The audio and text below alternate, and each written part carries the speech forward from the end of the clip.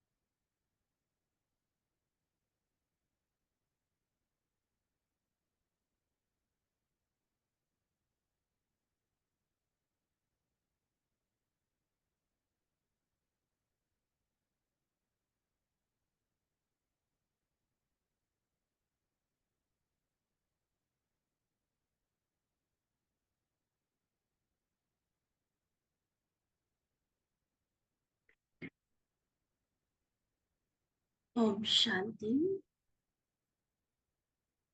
अच्छे से अच्छा, मोस्ट बिलवेड, परम प्रियतम, हम सबका प्राणेश्वर, प्यार के सागर बाबा अपना असीम प्यार संगम युग पर आकर हम सभी बच्चों पर लुटाते हैं। ऐसे निस्वार्थ निश्चल परमात्मा प्यार की पात्र हम सभी आत्माएं बाबा से न सिर्फ बाप रूप में लेकिन सर्व संबंधों का प्यार पाती हैं। उसमें भी विशेष बाप, टीचर और सतगुरु का जो संबंध है, ये लगभग हर साकार वाणी में बाबा हम सबको याद दिलाते हैं और अव्यक्त वाणियों में भी समय प्रति समय इन तीनों संबंधों की न सिर्फ बाबा याद दिलाते लेकिन अनुभूति भी कराते हैं।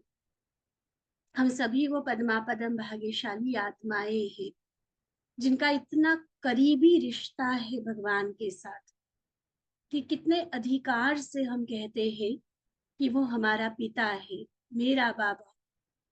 वह रोज हमें पढ़ाने आता है, मेरा परम शिक्षक बनकर, और वो हमें अपने साथ ले जाएंगे संपूर्ण पावन बनाकर। लेकिन उससे पहले सर्व वरदानों से बाबा हमारी झोली भरपूर करते हैं। भक्ति मार्ग में हम सुना करते थे कि जब किसी को कोई वरदान की प्राप्ति करनी होती थी तो कठोर तपस्या करता था, जंगल में जाकर निर्जल रहकर, सर्दी गर्मी बरसात किसी चीज की परवाह किए बिना वो तपस्या करते थे। और दिखाया जाता है कि हजारों हजारों वर्ष तपस्या करने के बाद फिर भगवान या ब्रह्मा जी या विष्णु जी उनके सामने प्रसन्न हो जाते थे, प्रकट हो जाते थे और उनको कोई वरदान देते थे।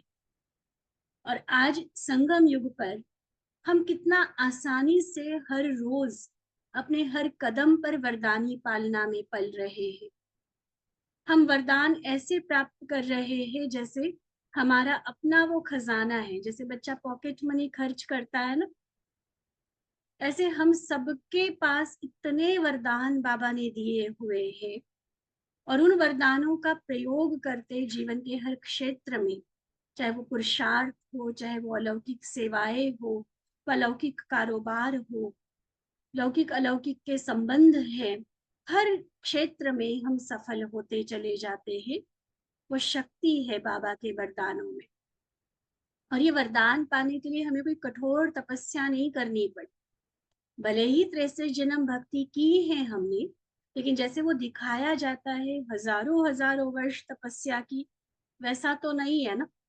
कई तो ऐसे बाबा के बच्चे हैं जिन्होंने इस जन्म में कुछ भी भक्ति नहीं की, लेकिन आज वरदान हमें जिस तरह से मिल रहे हैं, अवश्य हम कह सकते हैं क्योंकि वरदाता मेरा पिता है, और इसीलिए उसकी संतान होने के नाते उनके हर वरदान पर, सर्व वरदानों पर हमारा अधिकार है।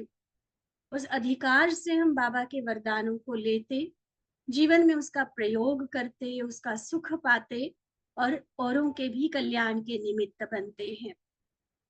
तो बाबा की आज की मुरली बहुत छोटी सी मुरली है, लेकिन उतनी ही पावरफुल। विशेष रूप से बाबा ने जैसे कि कहा है कि मैं बच्चों का उलहना पूरा करने, सिर्फ मिलने के लिए आया हूँ। तो बाबा के मिलन के साथ, बाबा की मीठी मीठी दृष्टि के साथ वरदानी शिक्षाएं भी हमें अवश्य मिलती है।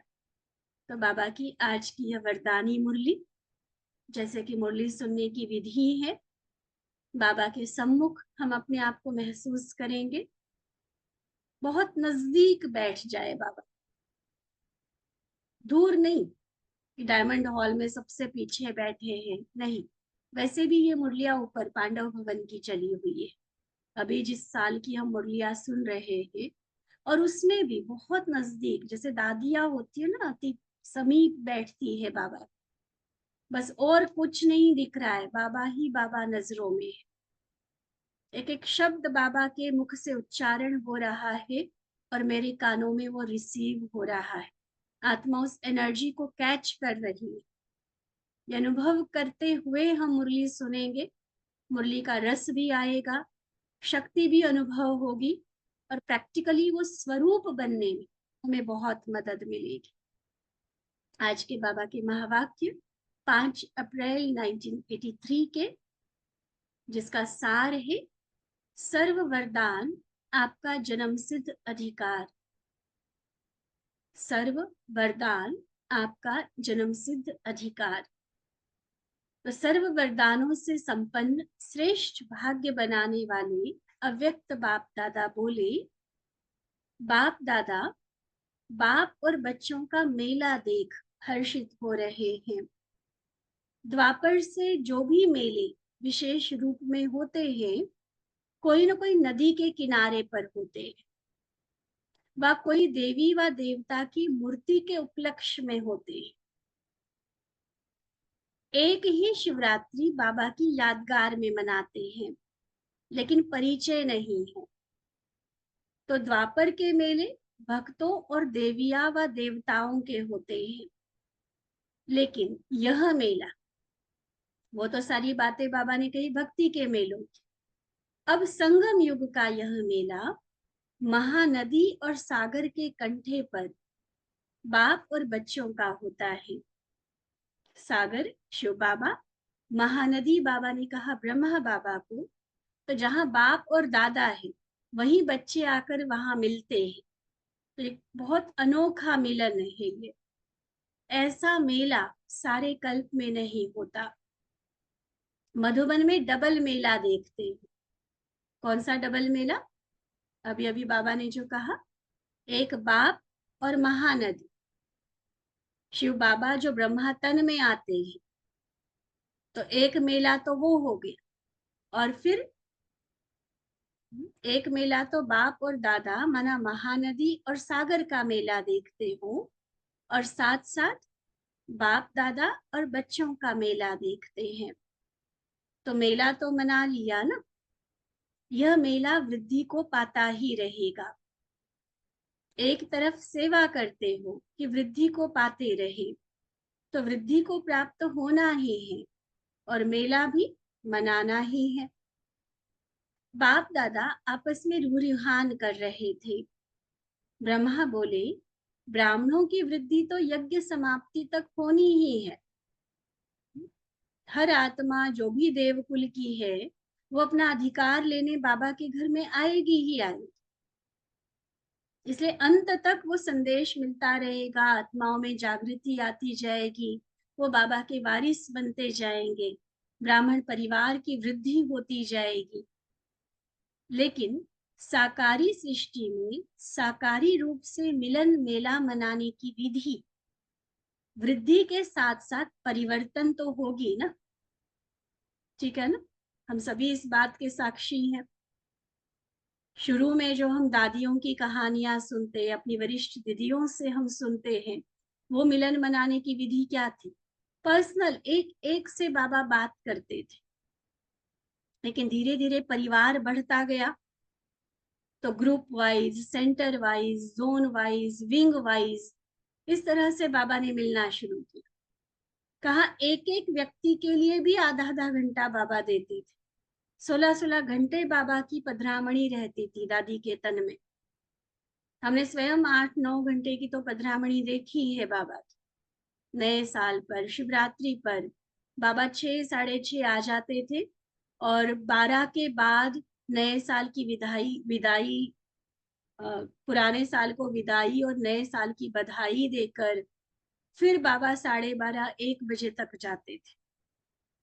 और सेम टाइमिंग शिवरात्रि पर पूरी मुरली चलाकर, जो भी जिनसे बात करनी, मुलाकात करनी, जो भाषणा पालना देनी, फिर 12 बजे के बाद झंडा लहराया जाता और उसके बाद फिर 1 बजे तक फिर बाबा जाते थे। ये तो हमने खुद अपनी आंखों से भी देखा और दादियों से जो हमने सुना, बड़ी दीदी से जो सुना कि सुबह शाम के 5 बजे आए हुए सुबह 8 बजे गए, सुबह 10 बजे गए। अब सोचो 16-16 घंटे मिलन मनाने। अलग अलग ग्रुप के टर्न होते थे, या अब बॉम्बे का ग्रुप आएगा, अब अम्बाला का ग्रुप मिलेगा, अब ये मिलेगा। और उस ग्रुप में भी फिर पर्सनल बाबा बात करते थे। तभी हम कईयों के जब अनुभव सुनते हैं तो उसमें आता है ना कि बाबा ने मुझे ये वरदान दिया, बाबा ने मुझे ये कहा, बाबा ने ऐसे मेरा डर मिटाया, ऐसे मुझे मोटिवेट किया, ऐसे गाइड किया। तो पर्सनल बाबा मिला करते थे। ये थी पांडव भवन तक की बात। ओम शांति भवन बना, फिर भी थोड़ा सा विस्तार हो गया।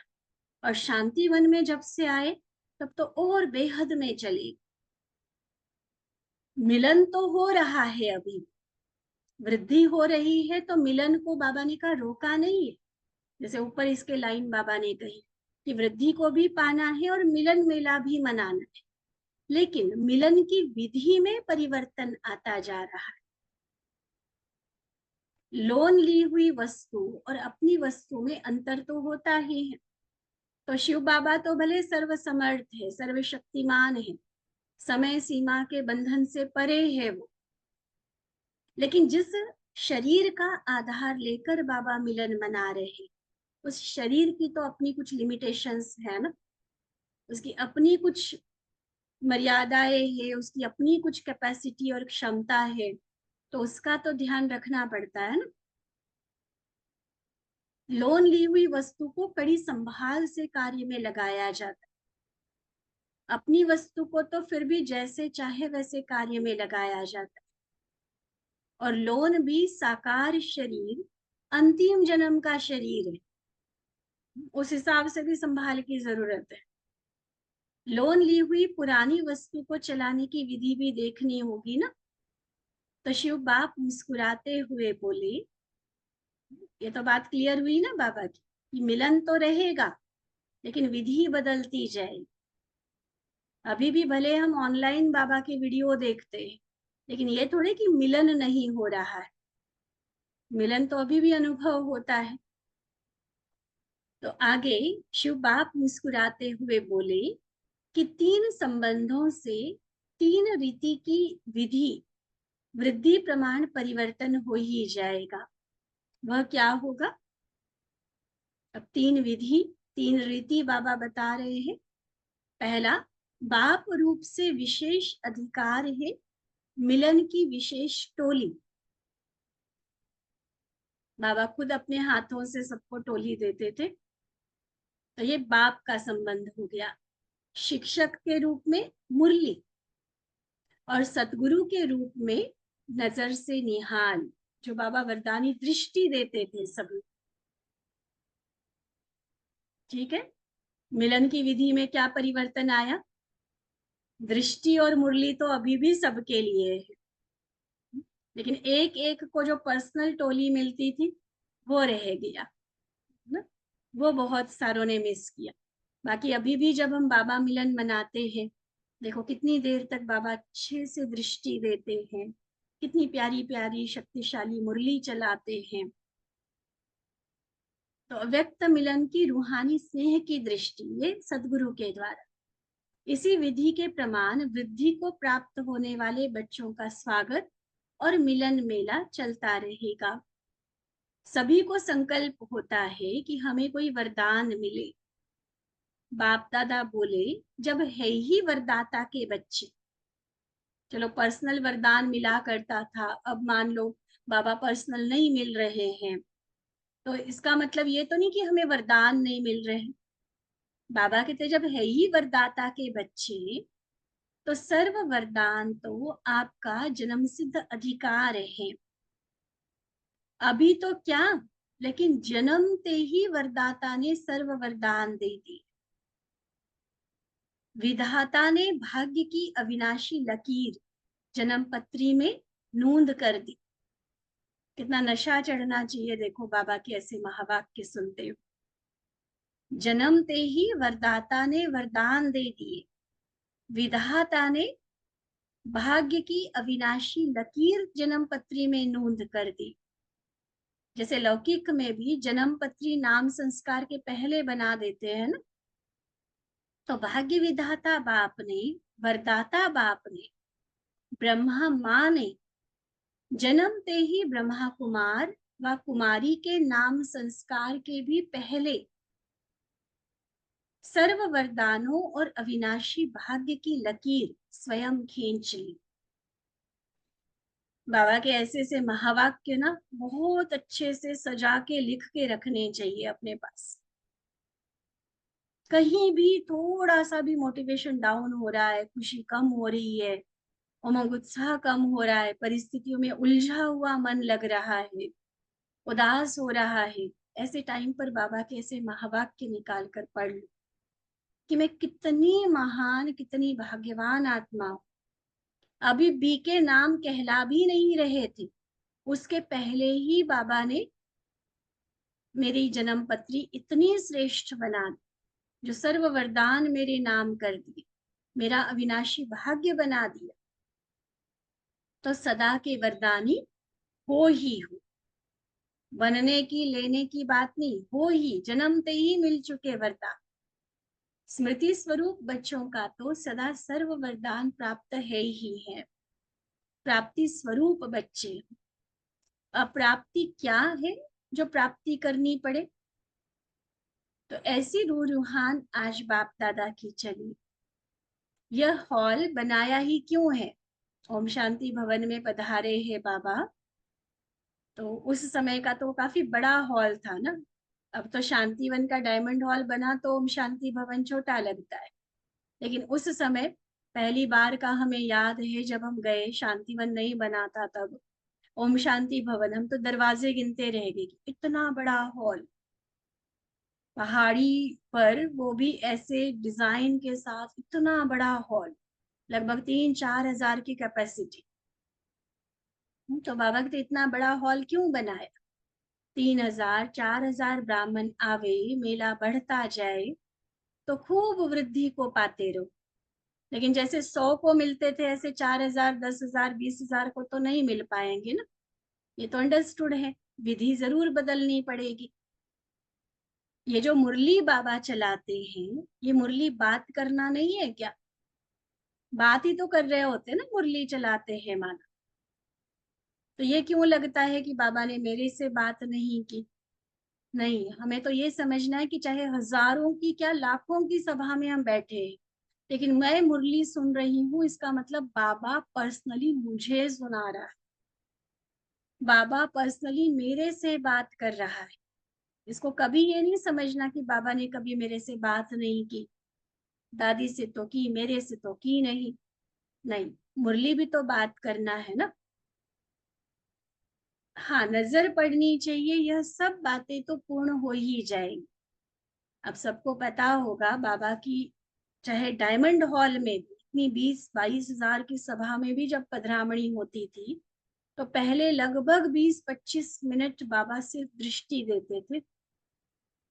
कम से कम 3-4 गीतों के साथ पहले भोग लगता था।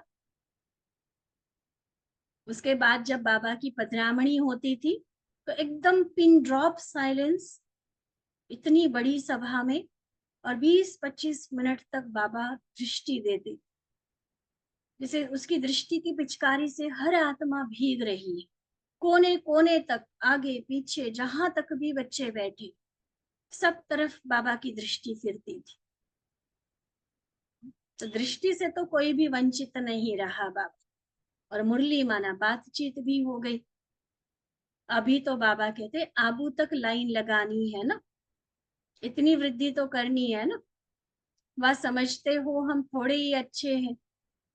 मिलन की विधि चेंज होता हुआ देखकर ये तो नहीं लगता कि पहले वाले थोड़े बच्चे ही अच्छे थे, थोड़ा सा परिवार ही अच्छा था। कई बार सेंटर्स पर भी ऐसा होता है, नए नए सेंटर्स खुलते हैं, तो पहले पहले जो भाई बहनें आते हैं ना, वो हर तरह से क्लोज रहते हैं। सेंटर के सेटअप से लेकर हर तरह से, चाहे बहनों की जरूरतें हैं, सेवाओं को बढ़ाना है, हर एक में उसका इन्वॉल्वमेंट रहता है। धीरे धीरे मान लो वृद्धि होती रहती है, नए नए और आते जाते हैं, वो अपनी अपनी जिम्मेवारियां संभालते हैं।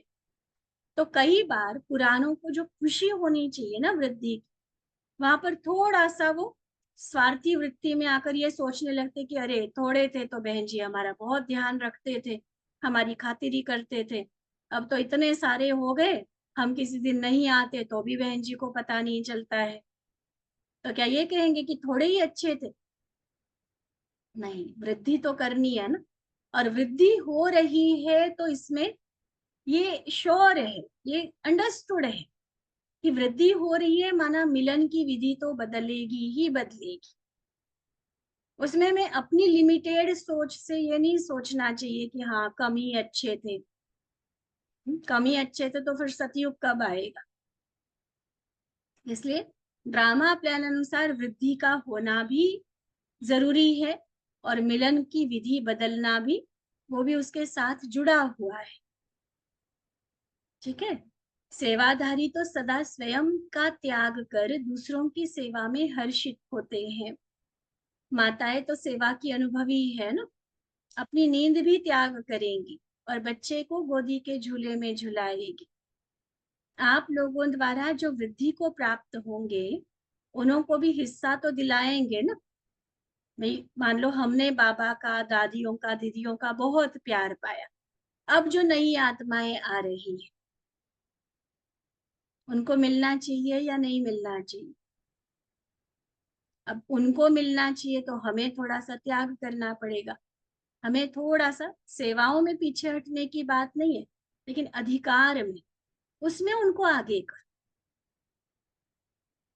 उनको अलग अलग चांस दो, उनको नए नए अवसर दो, उनको और बड़ों के करीब आने का कुछ ना कुछ अवसर क्रिएट करके भी दे सकते हैं हम। तब उनको भी वो पालना, वो प्यार, वो भासना मिलती जाएगी। इसलिए उनको भी जरूर हिस्सा दिलाओ। आखिर सतयुग में साथी तो हमारे यही सारे बनने हैं ना। अच्छा, इस बारी तो बाप दादा ने सब भारत के बच्चों का उल्हना मिटाया है। जहां तक लोन का शरीर निमित्त बन सकते हैं, वहां तक इस बारी तो उल्हना पूरा कर ही रहे हैं। अच्छा, अच्छा, सब रूहानी स्नेह को, रूहानी मिलन को अनुभव करने वाले, जन्म से सर्व वरदानों से संपन्न, अविनाशी, श्रेष्ठ, भाग्यवान, ऐसे सदा महात्यागी, त्याग द्वारा भाग्य पाने वाले, ऐसे पदम भाग्यवान बच्चों को, चारों ओर के स्नेह के चात्रक बच्चों को बाप दादा का याद प्यार और नमस्ते। हम रूहानी बच्चों की रूहानी बाप दादा को दिल व जान सिक व प्रेम से नमस्ते नमस्ते नमस्ते जी। अच्छा, ओम शांति।